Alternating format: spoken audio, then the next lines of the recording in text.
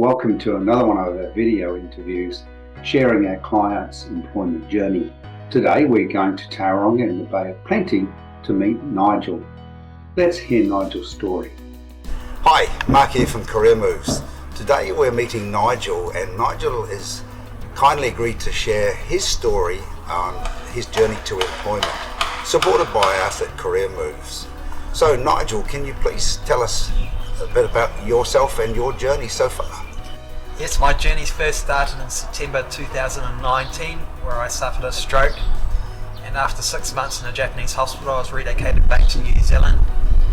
And it took me a couple of years when I decided I wanted to start looking for a job, and basically it's 2022 when I met Victoria, and she encouraged me and motivated me to start looking for a job.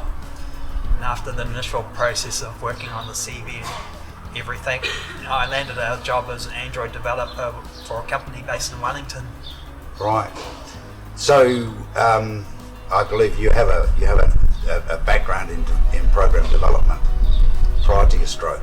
Yes. So I first started working as a software developer in England, and I moved around a bit: England, Japan, then Edinburgh. Wow. So your job has taken you all over the world. Yes, been quite fortunate, yeah. Yeah, so you've had a bit of a rich life experience. Yeah, I've had a bit of variety in life, living in different countries and experiencing different cultures, especially Japan, living and working in Tokyo. Cool. So when you had your stroke, that would have been quite a life-changing event for you. It still is now, actually. I'm sort of paralysed on the left-hand side of my body, my leg and my arm, and even the left side of my face is pretty numb. But you're now working, and what sort of hours are you working now? Well, that was the thing. When I was first looking for work, I spoke to Victoria, my Career Moves consultant. We're sort of looking at 8 hours a week, but pretty rapidly I'm now working 40 hours a week, working on my hours. Wow, and you're coping with that level of work, obviously? Oh yes, it's really helping. Like normally after a stroke you suffer severe fatigue, but working those sort of hours has sort of taken away the fatigue. Yeah. And I guess being able to work from home has been a game changer for you then. Oh yes, definitely, because I'm a software engineer. That sort of supports what we call remote work. So I'm officially or formally a remote worker with the company based in Wellington. Right. And Career Moves and the process and the support from Victoria Consulting, what are your comments around there? It's very good. I think for a while I sort of fell into the groove, whereas it's pretty in-depth. It was pretty unclear to whether I'd get a job or not. And as soon as Victoria came along, she sort of started adding sort of accuracy to my employment process.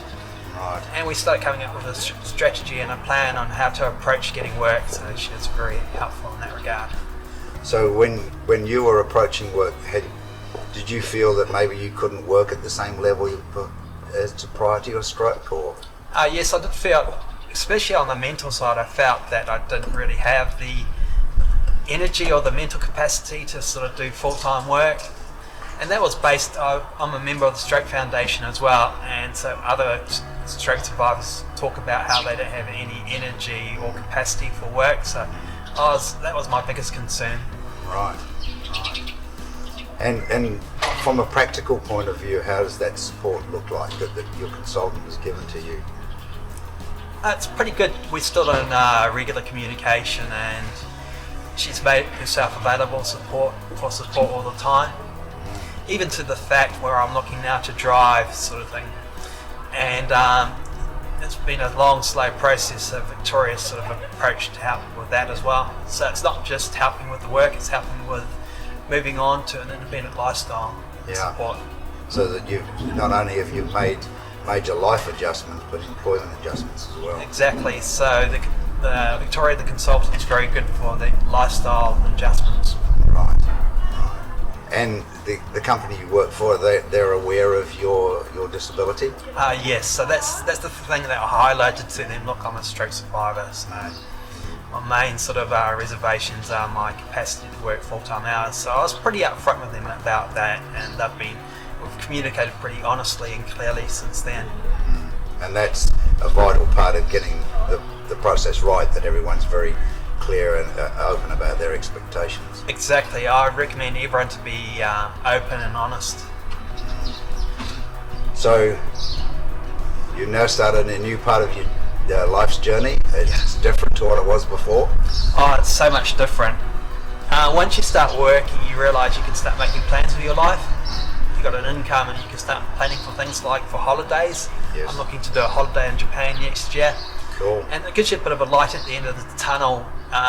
Before employment, you've got nothing to look forward to.